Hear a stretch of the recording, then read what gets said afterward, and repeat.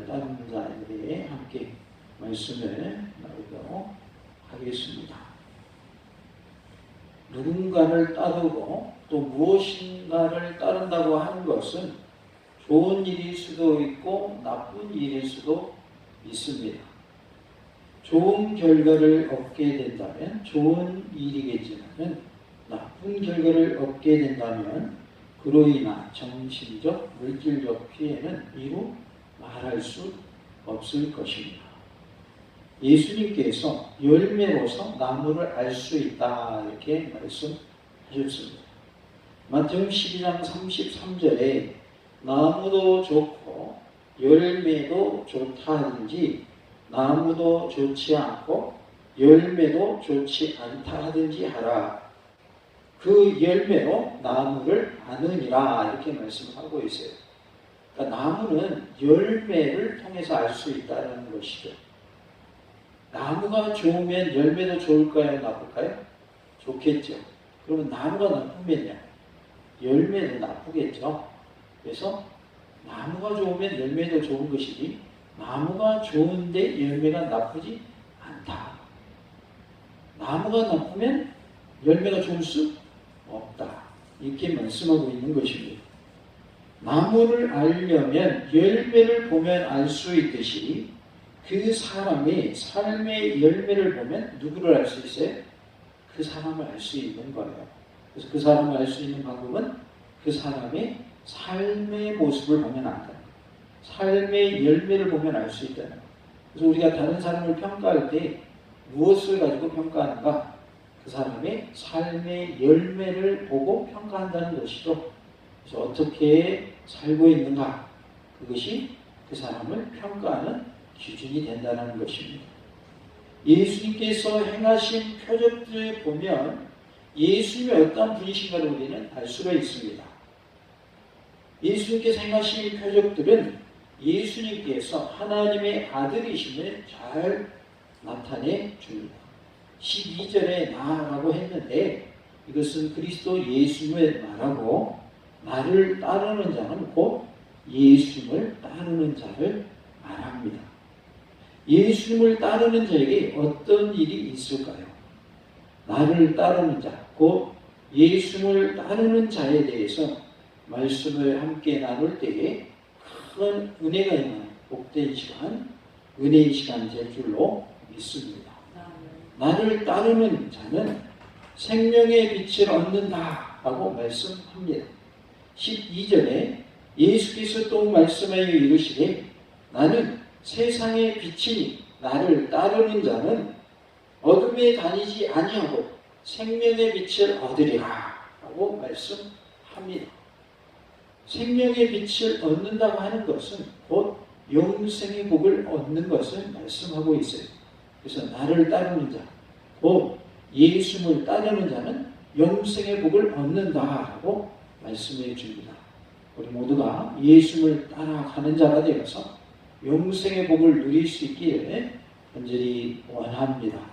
제읍시다. 예수님을 따르는 자는 영생의 복을 얻습니다. 우리가 예수님을 따름으로 생명의 빛, 곧 영생의 복을 누리는 그러한 은혜가 있기를 원합니다. 12절에 예수께서 또 말씀하여 이르시되 나는 세상의 빛이니 나를 따르는 자는 어둠에 다니지 아니하고 생명의 빛을 얻으리라 라고 하셨는데요. 그로샤이에는 나는 세상의 빛이란 말씀이 우리로 하여금 만물 창조의 근원을 이룬 첫째 날의 빛을 연상케 한다고 하면서 그 빛이 없을 때에는 피조물이 하나의 혼돈체였으나 그 빛으로 말미암아 비로소 질서 있는 우주가 되었다 이렇게 표현을 했습니다. 그러니까 빛이 있음으로 인하여서 이제 우주가 질서를 갖추게 되었다 이렇게 표현을 했는데요. 빛은 영적으로 세 가지 작용을 하는 것으로 우리가 말할 수 있습니다. 곧 밝혀주어 알게 하는 계시 역할을 하고요. 우리를 구원하여 주는 역할을 하며 깨끗하게 하는 역할을 합니다. 그래서 깨끗하게 하는 것을 성결이라고 우리가 표현할 수 있습니다. 그래서 빛의 작용을 우리는 어떻게 말할 수 있는가? 계시와 구원과 성결 이렇게 말할 수 있습니다. 우리 주님의 빛으로 오심으로 우리에게 계시하여 주십니다. 밝은 빛을 비추어 주심으로 알게 하신다는 거죠. 그리고 우리를 빛으로 오신 예수님께서 구원하여 주신다. 그리고 우리 예수님께서 우리를 깨끗게 해주신다. 정결하게 해주시고 거룩하게 해주신다. 그것을 성결 이렇게 표현할 수 있습니다. 예수님께서 자기를 빛이라고 하신 동기는 메시아를 빛과 같다고 한 구약을 생각하셨을 것으로 보여집니다. 그래서 메시아를 구약에서 뭐로 비유했다고요? 빛으로 비유했습니다. 이사야 9장 2절에 흑암에 행하던 백성이 큰 빛을 보고 사망의 근원질 땅에 거주하던 자에게 빛이 비치도다. 큰 빛이라고 표현을 하셨고, 이사야 42장 6절에 나 여호와가 의로 너를 불렀으니 내가 내 손을 잡아 너를 보호하며 너를 세워 백성의 언약과 이방의 빛이 되게 하리니. 여기서는 이방의 빛이라고 표현을 하십니다. 이사야 49장 6절에는 그가 이르시되 내가 나의 종이 되어 야곱의 지파들을 일으키며 이스라엘 중에 보존된 자를 돌아오게 할 것은 매우 쉬운 일이라. 내가 또 너를 이방의 빛으로 삼아 나의 구원을 베풀어서 땅 끝까지 이르게 하리라. 여기서는 이방의 빛이라 하셨고 구원의 복을 허락하여 주셔서 땅 끝까지 이르게 하시겠다. 그래서 이방의 빛이신 예수님, 그것을 우리는 구약의 말씀을 통해서 알 수가 있습니다. 말라기 4장 2절에 내 이름을 경외하는 너희에게는 공의로운 해가 떠올라서 치료하는 광순을 비추리. 너희가 나가서 외양간에서 나온 송아지 같이 뛰리라. 예수님을 어떻게 표현한 거예요? 공의로운 해, 떠오르는 해로 표현을 했고, 거기에서 뭐가 비친대요? 치료하는 광선이 비친다. 이렇게 표현을 하고 있어요. 그래서 우리가 기도할 때도 우리에게 치료하는 광선을 비추어 주셔서 예수님의 그 능력으로 고침받게 하옵소서. 이렇게 말라기서를 우리가 인용해서 기도하죠. 누가복음 2장 32절에는 이방을 비추는 빛이요 주의 백성 이스라엘의 영광이니라 하니 라고 말씀을 하고 있어요. 그래서 메시아를 빛으로 표현을 했는데 그 내용 중에 이방의 빛이라는 표현이 여러 번 등장하는 것을 볼 수 있고, 큰 빛이라고도 말씀하시고 또 공의로운 해로도 표현되었고 치료하는 광선을 비추신다 이렇게 말씀하기도 하죠. 그래서 메시아가 구약에서는 뭐로 표현됐다? 빛으로 표현됐다. 빛이신 예수님이 이 땅에 어둠을 밝히시기 위해서, 어둠 가운데 빛을 비추시기 위해서 이 땅에 오셨죠. 따르는 자라고 했는데 어둠 가운데에서 빛만을 따르는 것과 같은 태도를 생각나게 합니다. 그래서 어두울 때는 빛을 따라가잖아요. 우리는 다른 거 안 쳐다보죠. 빛만 보고 따라가죠. 그런 것처럼 우리는 빛이신 누구만 따라가야 된다는 거예요? 예수만 따라가야 된다는 거예요. 옆에 견눈질할 틈이 있어요, 없어요? 없다 그 말이죠. 캄캄한 밤에는 뭐만 따라가요? 불빛만 보고 따라가거든요. 환한 빛을 보고 따라가지 옆에 두리번 하지 않거든요. 왜냐하면 빛을 놓쳐버리면 따라갈 수 없고, 또 빛이 없으면 어떻게 돼요? 컴컴해서 앞이 보여야 안 보여요? 안 보이기 때문에 따른다고 하는 것은 그 빛만을 따라가는 모습을 말합니다. 그래서 우리도 빛이신 예수님만 따라가야 할 줄로 믿습니다. 같이 봅시다. 빛이신 예수님만 따라갑시다. 다른 것을 따라가면 안 된다. 예수님만 따라가야 된다 하는 것을 알 수 있습니다. 예수님을 따르는 사람은 예수님 밖에 다른 데는 어둠만 가득한 줄 확신하고 전적으로 그분만을 의지하고 따라가는 것입니다. 그래서 전적인 신뢰로 예수님만 따라가는 그런 모습이 되어야 할 것을 말씀드리고 있습니다. 그러므로 여기 따른다는 말은 신앙의 동향을 잘 보여주고 있어요. 신앙은 누굴 따라야 된다는 거예요? 예수님을 따라가야 된다. 예수님은 뭐로 비유가 됐어요? 빛으로 비유가 됐다. 빛이신 예수님을 따라가는 것이 뭐다? 신앙이요?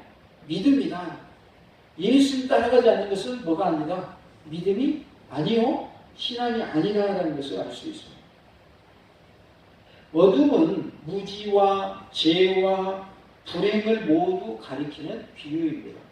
무지한 것을 어둠에 비유할 수 있고, 죄를 어둠에 비유할 수 있고, 또한 불행을 어둠에 비유할 수 있다는 것이죠.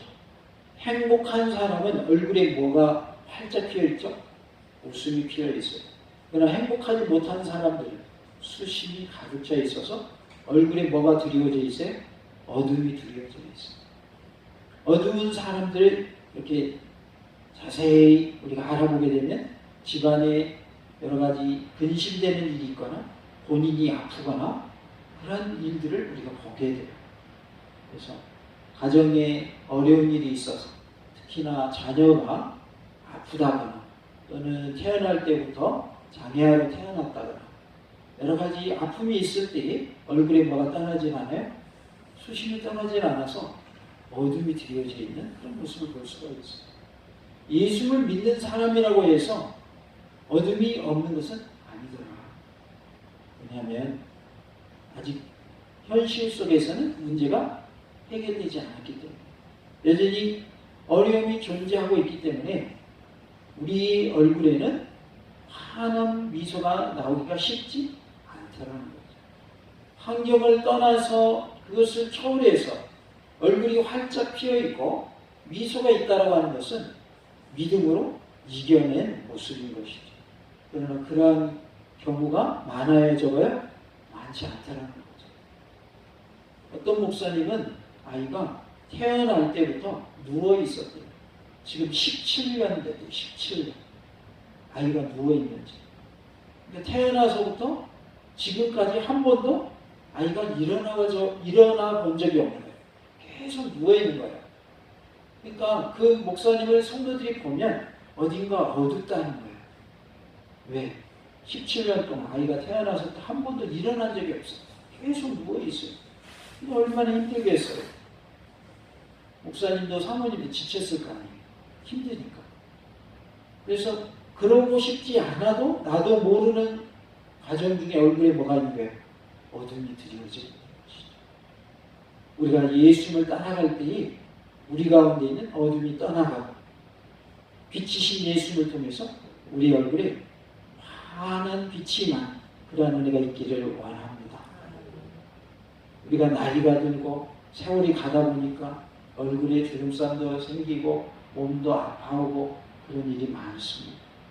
그런 과정 속에서도 빛이신 예수를 통해서 새 힘을 얻고 질병도 고침받으시고 얼굴도 활짝 피어나서 활짝 웃는 웃음꽃이 피는 은혜가 있기를 원합니다. 현실의 변화가 있기 때문에 우리가 웃을 수 있는 것이 아니고 평안을 누릴 수 있는 것이 아니고 예수님이 내 안에 들어오심으로 가능한 겁니다. 병상에 누워있는 곧 죽기 직전에 있는 사람도 예수를 마음속에 모시고 살면 마음에 평안이 있기 때문에 얼굴에 미소가 지어지는 거예요. 그러한 평안을 누리시기를 간절히 원합니다. 생명의 빛이란 생명을 주는 빛이라 이렇게 우리가 말할 수 있습니다. 요한복음 6장 35절에 생명의 떡, 요한복음 6장 68절에 영생의 말씀, 계시록 21장 6절에 생명수라는 표현이 나오는데요. 모두 다 같은 성격의 문구입니다. 생명을 주는 떡이요, 말씀이요, 물이다라는 의미이죠. 다 뭘 준다는 거예요? 생명을 준다는 거예요. 생명의 떡이요, 영생의 말씀이요, 생명수 되신 분이 누굴까요? 바로 예수님이에요. 예수님을 만나면 우리는 생명을 얻을 수가 있어요. 이 땅에서 사는 것으로 끝이 나면 의미가 없겠지만 영원히 우리는 살잖아요. 누구 때문에? 예수님 때문에. 예수를 믿기만 하면 영원한 생명을 얻게 해주셔야 돼요. 그렇기 때문에 우리에게 생명을 주시는 분은 누구시다? 예수님이시다 라는 것을 우리는 놓치지 말아야 되고 끝까지 예수 붙잡고 승리하는 은혜가 있기를 간절히 원합니다. 바이스라는 사람은 이것을 생명 중계의 빛이다 이렇게 표현을 했습니다. 생명을 얻음이 그리스도 예수님의 선물인 빛을 소유함에 달려 있는 것입니다. 우리는 예수의 생명의 빛을 받아 누리기를 원합니다. 폰 슈랭크와 프리브노 등도 이 말을 그런 뜻으로 해석해서 말하기를 밝은 빛은 진리를 아는 데 인도하고 진리는 생명으로 인도한다 라는 표현을 했습니다. 우리가 진리를 알고 진리를 통해서 생명을 얻는 그러한 은혜가 있기를 원합니다. 예수는 빛이시기 때문에 빛이 있는 곳에는 뭐가 물러간다고 했어요? 어둠이 물러가는 것이에요. 그래서 예수 빛으로 임하시면 우리가 몰랐던 것도 깨닫게 하시고 우리가 죄악 가운데 있던 상황에서 벗어나서 죄중에 거하지 아니하고 빛 가운데 거하게 하시고 그로 인하여 말씀대로 살게 하시고 말씀대로 삶으로 인하여 우리에게 뭐가 임하게 하시는 거예요? 생명이 임하게 하시는 거예요. 그래서 우리는 육적인 생명이 전부가 아니라 영생의 복을 누리는 그러한 은혜를 입었으니 이 땅에서 사는 한 동안만 생명을 유지하는 것이 아니라 저 천국에서 영원히 생명을 얻는다 하는 것을 말씀해 주셨으니 이 땅에서만 복받지 마시고 죽어서 저 천국에서도 영생의 복을 누리는 은혜가 있기를 원합니다. 요한 8장 1절로 11절에 보면 음행 중에 잡혀온 여자 이야기가 나옵니다. 음행 중에 잡혀가지고 끌려온 여인이 있었어요. 그런데 그 음행 중에 잡혀온 여자가 용서받는 내용이 나오고 있습니다. 10절에 보면 그들이 묻기를 맞이 아니하는지라. 묻기를 맞이 아니했다 그 말은 물었다라는 거예요. 안 물어봤다는 거예요. 맞이 아니했다 그 말은 계속 묻는 내용을 말하는 거예요. 맞이 아니했다. 그러니까 일부러라도 계속 묻는 거예요. 그걸 뜻하는 거예요. 이에 일어나 이르시되 너희 중에 죄 없는 자가 먼저 뭐 하라고 그랬어요? 돌로 치라 이렇게 말씀합니다. 근데 계속 묻는 거예요. 그러니까 예수님이 뭐라고 그러냐면 너희 중에 죄 없는 자가 먼저 돌로 이 여자를 쳐라 라고 말씀을 하고 있어요. 땅에다가 뭘 쓰시죠. 그리고 내 중에 죄 없는 자가 돌로 치라 하시고 또 그 다음에 또 땅에다가 뭐를 쓰시죠. 뭘 썼는지에 대해서는 안 나오지만 아마도 거기에 있는 사람들의 죄의 항목을 적지 않으셨겠는가 이렇게 추측되어집니다. 그러니까 너희 중에 죄 없는 자가 먼저 돌로 치라 그러니까 땅에 써있는 거 보니까 다 자기들의 죄에 해당하는 내용이 적혀있다 이렇게 이제 우리가 추측을 하는데 보니까 자기가 죄가 있는 사람이 없는 사람이 죄가 있는 사람이지. 보니까 나중에 돌 던지려고 했던 사람들이 하나씩 떠나가는 그러한 상황 속에서 이제 여자가 용서받는 그러한 내용이 나옵니다. 그들이 묻기를 맞이 아니하면 예수님에게서 실현하시는 허물을 찾아보려는 간교한 마음에서 시작된 것을 알 수가 있어요. 예수님 혹시 말함에 있어서 실수는 하지 않을까? 그래서 책 잡으려고 계속 물어보는 거예요. 죄 없는 자가 먼저 돌로 치라 하신 것은 그 여자보다 먼저 각기 자기 자신의 모습을 보고 심판하라, 자기 자신을 심판하라고 하신 말씀인 것입니다. 이것은 신약 시대에 있어서 범죄자를 취급하는 새 생명의 원리, 즉 사랑의 원리에 해당하는 말씀입니다. 다른 사람을 정죄하기 전에 먼저 누굴 돌아보라는 거예요. 내 자신을 돌아보라 라고 하신 것이 새 계명의 원리, 사랑의 원리입니다. 그러니까 사실은 남을 정죄할 수 있는 사람이 있을까요? 없을까요? 사실은 없는 거죠. 그런데 대부분의 사람들은 자신의 잘못보다는 뭘 먼저 말하기를 좋아합니까? 다른 사람의 잘못, 그것을 먼저 말하길 좋아해요. 저 사람은 이것을 잘못했습니다. 그걸 먼저 말하길 좋아하지, 내가 뭘 잘못했는가 그것은 생각을 하지 않는 것이.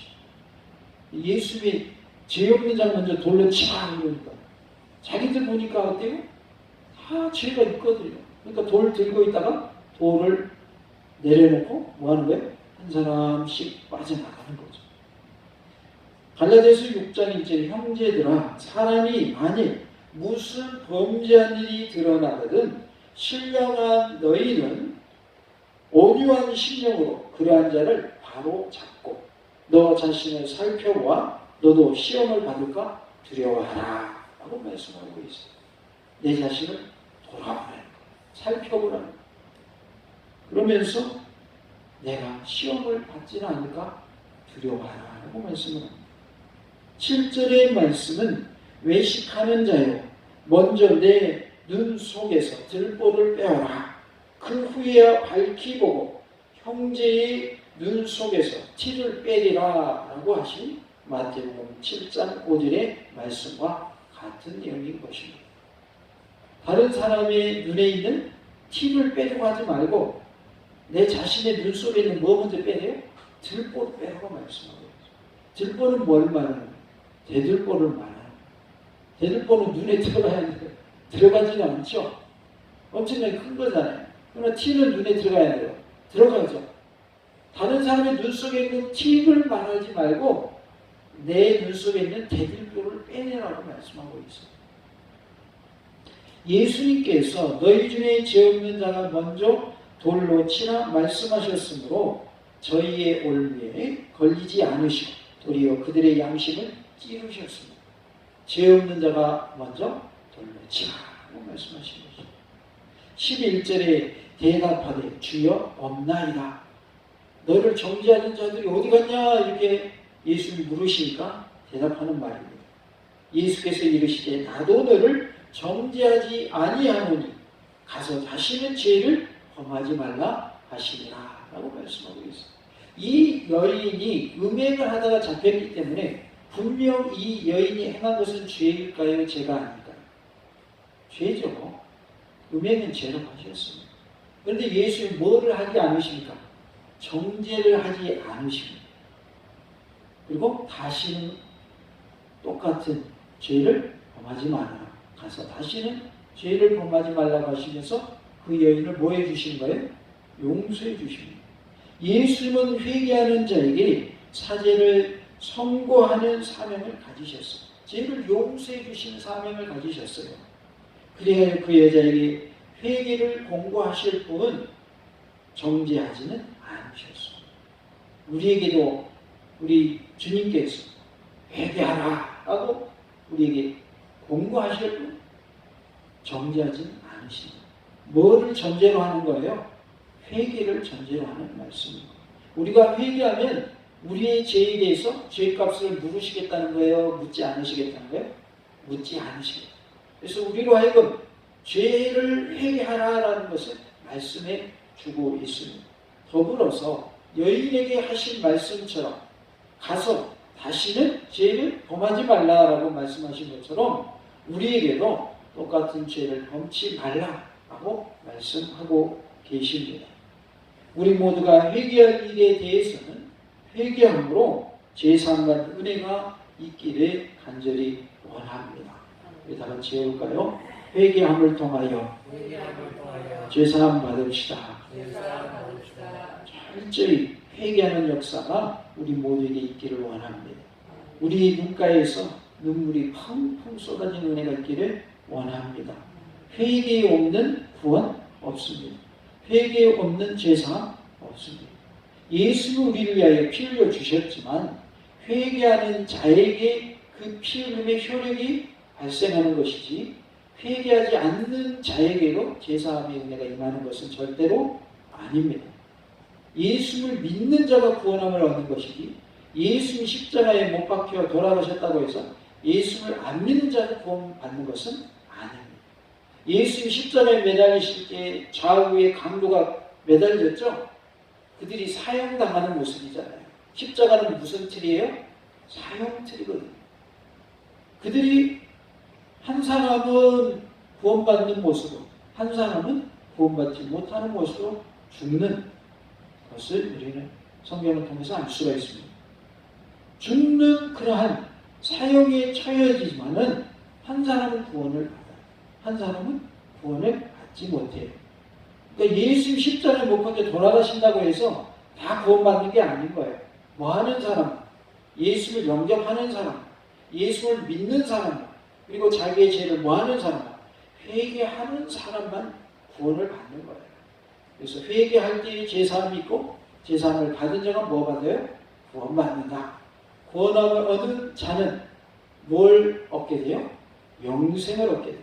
영원한 생명을 얻게 된다. 그래서 우리는 예수님을 따르는 자가 되어서 영생의 복을 누릴 수 있기를 간절히 원합니다. 예수님을 따르는 자는 생명의 빛, 곧 영생의 복을 받습니다. 세상의 부귀, 영화, 권세, 명예, 세상 풍속, 이단을 따르지 말고 예수님을 따르는 자가 다 되시기를 원합니다. 세상 사람들은 어떻게 하면 부자가 될까? 이것이 고민이에요. 뭘 버는 게 고민이라고요? 돈 버는 거. 어떻게 하면 돈을 더 많이 벌까? 이것이 세상 사람들의 고민이에요. 그러니까 눈 떠도 돈, 잠들기 전에도 돈 생각하다가 잠들어. 생각하는 것이 어떻게 하면 돈을 모을까? 그것이 삶의 목표인 것처럼 사는 경우가 있다는 거예요. 그것은 뭘 따라가는 거예요? 돈을 따라가는 모습. 내가 어떻게 하면 명예를 얻을까? 명예만 추구하며 사는 사람들, 명예를 따르는 사람들이죠. 세상의 부귀, 영화, 명예, 권세, 어떻게 하면 내가 이 권세를 누릴까? 또 권세를 잡은 사람들은 그 권력을 뭐 하려고 그래요?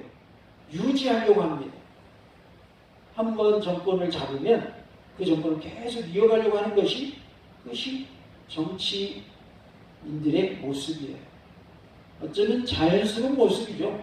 한번 권력 잡았으면 계속 권력 잡고 싶은 게 인간의 마음이니까. 그런데 우리가 그런 것을 조차 행하는 것이 아니라 예수를 따라가는 자가 되어야 할 줄로 믿습니다.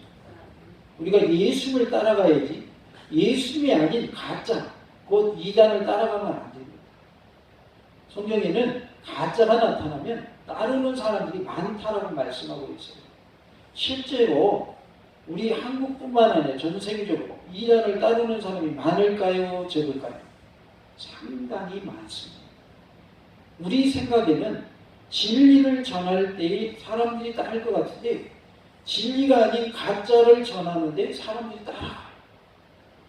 그리고 그 가짜가 진짜인 줄 알고 따라가요. 엄청난 가슴 아픈 일, 슬픈 일입니다. 가짜를 진짜인 줄 알고 따라간다고 말이죠. 그런데 사람들을 그렇게 현혹하는 사람들이 자신들이 뭐인 것처럼 말하니까, 진짜인 것처럼 말하니까 사람들이 속고 있어요. 그런데 성경은 가짜를 사람들이 더 많이 따를 것을 말씀하고 있어요. 우리는 진짜인 진리이신 예수를 따르는 자가 되어야 할 줄로 믿습니다. 진짜가 아닌 가짜에 속지 마시기 바랍니다. 요즘에는 얼마나 가짜가 많은지, 특히나 남의 돈을 갈취하는 데 있어서 얼마나 지능적으로 범죄가 발달했는지 몰라요. 그래서 웬만한 전화는 뭐 하는 게 좋아요? 안 받는 게 좋잖아요. 그리고 웬만한 문자는 열어봐야 돼요? 열어보지 말고 그냥 무시해야 돼요? 무시해야 돼요. 요즘 그런 세상이 돼버렸어요. 왜? 그런 것들을 통해서, 그런 방법들을 통해서 사람들의 돈을 다 빼가버리거든요. 그래서 저도 계속 문자가 오길래 무시했어요. 그랬더니 나중에 전화가 오더라고요. 일반 핸드폰 번호로 전화가 오더라고요. 그때서야 제가 전화를 받았어요. 그랬더니 받아도 되는 거였더라고요. 다행히. 왜? 제가 잘 아는 분도 그거 눌러가지고 돈이 싹 빠져나가버린 거죠. 그러니까 내가 뭐 안 시켰는데 계속 뭐 왔다고 막 문자고 그러면 열어보면 안 돼요. 전화 받으면 안 돼요. 전화를 내가 스스로 걸면 안 돼요. 그 순간에 다 빠져나가요. 그러니까 진짜한 것이 저에게 묻혀가 왔음에도 불구하고 가짜인 줄 알고 조심하느라고 그저 신경 안 써버렸다니 무시해버렸다니. 그러니까 나중에는 일반 핸드폰 번호로 와서 그때서야 이게 진짜였구나. 요즘 그런 세상이에요. 진리에 있어서도 가짜들이 판을 치고 있어요. 그러나 진리는 예수님밖에 없으면 꼭 기억하시기 바랍니다. 진짜를 믿어야 천국이 있는 것이지 가짜를 믿어서는 천국이 없습니다. 그래서 진리이신 예수, 생명이시고 길이신 예수를 따르는 자가 되실 수 있기를 원합니다. 예수님은 나는 세상의 빛이니 나를 따르는 자는 어둠에 다니지 아니하고 생명의 빛을 얻으리라 라고 12절에 말씀하십니다. 예수님을 따르는 자가 다 되셔서 더 이상 어둠에 다니지 아니하고 생명의 빛, 영생의 복을 얻는 은혜가 우리 모두에게 있기를 원합니다. 다 같이 해주시죠. 예수님을 따르는 자가 되어 영생의 복을 누립시다. 할렐루야.